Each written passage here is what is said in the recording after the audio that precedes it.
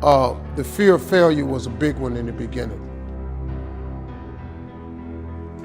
Because what happened to me was, I was 27 years old and I was like miserable. And I just kept trying to figure out what my life was for. Because I discovered something, that the two most important days of your life are the day you're born and the day you discover why. And at 27, I just hadn't figured out the why. And I walked into a comedy club October 8th, 1985. First time ever in a comedy club. Didn't even know comedy club existed. I actually went there on a dare. A girl dared me to go to this comedy club because she knew I was funny. I won amateur night that night, October 8th, 1985. I went to work the next day and quit my job. I won $50 and I went to work and quit my job. The day I quit, my boss, as I put my box on his desk and told him I was leaving to be a comedian, he talked me right out of it. He said, "Steve, you're not even funny." He said, "I've never heard you say anything funny since you've worked here. I've been selling insurance for 2 years." He said, "Are you kidding me? You've got a family.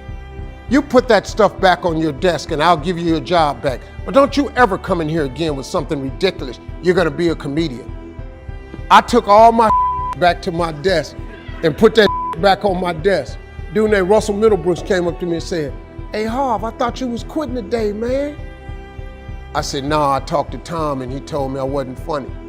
He said, "He don't know you." He said, "Dog, you the funniest dude I know." He said, "Man, see," and then he looked at me, he was so hurt. He said, "Damn, dog, I told everybody you was leaving today." He said, "Man, I can't believe you letting that tell you what to do." And he swole me back up because I had been deflated. And I took that box right back in and I said, "Tom, hey man, I'm really funny, I'm gonna make it." He said, "I'll tell you what, you leave out this door, don't ever come back in here again." So I tried to shake his hand. I said, "I'm not shaking your hand." He said, "You're making a huge mistake leaving your family out like this." He was right, I became homeless. I made a big mistake. I became homeless, I lived in a car for 3 years. Probably about 20 years after that, he was at a show. And he said, "I came to the show, I saw this Steve Harvey." He said, "I couldn't believe it was you." He was backstage, he said, "Oh my God, I always knew you were gonna make it." But that was, overcoming that was my biggest, and then none of my family believed in me. The only family member I had that thought it was a good idea was my father. Because my father was really funny. He just grew up in a time for blacks that was very different.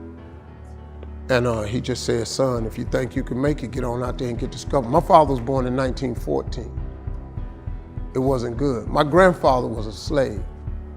My grandfather was born into slavery. My grandfather was a slave till he was 12. So my background of people becoming successful was like, and my dad was the only one who believed in me. Everybody else told me no, laughed at me, all kind of shit.